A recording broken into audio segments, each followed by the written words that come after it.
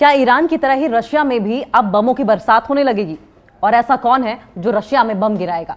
क्योंकि 4 देश मिलकर एक सीक्रेटिव प्लान पर काम कर रहे हैं। डोनाल्ड ट्रंप ने पहली बार यूक्रेन को खतरनाक हथियार भेजने की मंजूरी दे दी है, जिससे कि अब रशिया की चिंता बढ़ी हुई नजर आ रही है। अमेरिका के साथ 3 और देश मिलकर रशिया के खिलाफ बड़ा एक्शन प्लान बना रहे हैं। अब ये बड़ा एक्शन प्लान क्या है? पैट्रियट डिफेंस सिस्टम से लेकर रॉकेट लॉन्चर तक की सप्लाई तय मानी जा रही है यूक्रेन को। यानी कि ये साफ है कि रशिया यूक्रेन वॉर जो डिस्कलेट होने की संभावना जताई जा रही थी, अब वो और ज्यादा बढ़ेगा। वहीं रशिया ने भी जवाबी कार्रवाई की चेतावनी दी है। जाहिर है रशिया चुप नहीं बैठने वाला है। अब तक यूक्रेन को अमेरिका से जो भी मिलिट्री एड मिल रही थी, जो भी सैन्य मदद मिल रही थी, वो सब जो बाइडेन की नीतियों के तहत थी, यानी कि जो बाइडेन की मर्जी से हो रहा था। लेकिन वो वीडियो भी सामने आया था जब हमने डोनाल्ड ट्रंप, जो कि अमेरिका के प्रेसिडेंट हैं, वाइस प्रेसिडेंट के साथ जेलेंस्की, वोलोदिमिर जेलेंस्की, यूक्रेन के प्रेसिडेंट की नोकझोंक देखी थी। और उसके बाद से ही हमने जो अमेरिका की ओर से मिलने वाली यूक्रेन को एड थी, मिलिट्री सप्लाई थी, वो थोड़ी सी कम होती देखी है। लेकिन अब तस्वीर बदल गई है। पहली बार डोनाल्ड ट्रंप ने खुलकर युद्ध नीति में, वॉर पॉलिसी में दखल दिया है। अब तक बैकएंड से, जैसा कि अमेरिका का इतिहास रहा है कि ट्रूप्स ऑन ग्राउंड मत भेजिए, लेकिन युद्ध की जो भी रसद सामग्री है, पैसे से मदद करते रहिए।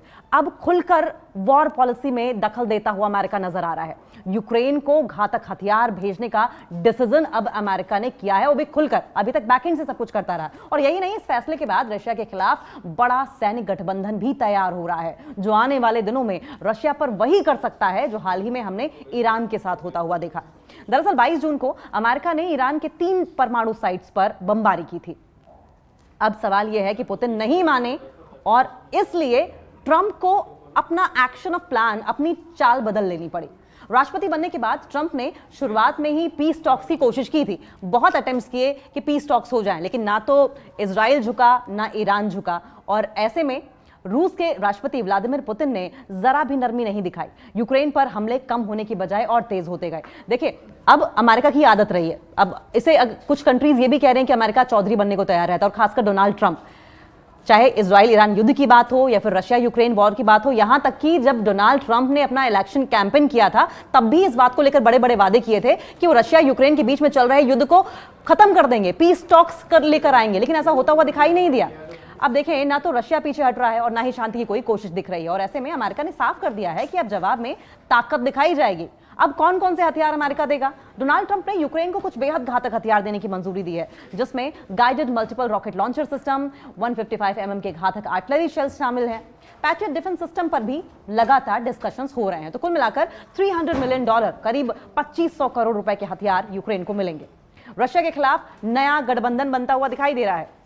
अमेरिका सिर्फ अकेले ही नहीं, बल्कि अपने सहयोगी देशों के साथ मिलकर रशिया के खिलाफ मोर्चा खोल रहा है। ब्रिटेन, फ्रांस और कनाडा जैसे देश भी अमेरिका के साथ रणनीति बना रहे हैं। नेटो देशों को अमेरिका अपने हथियार देगा, ये जानकारी आ रही है।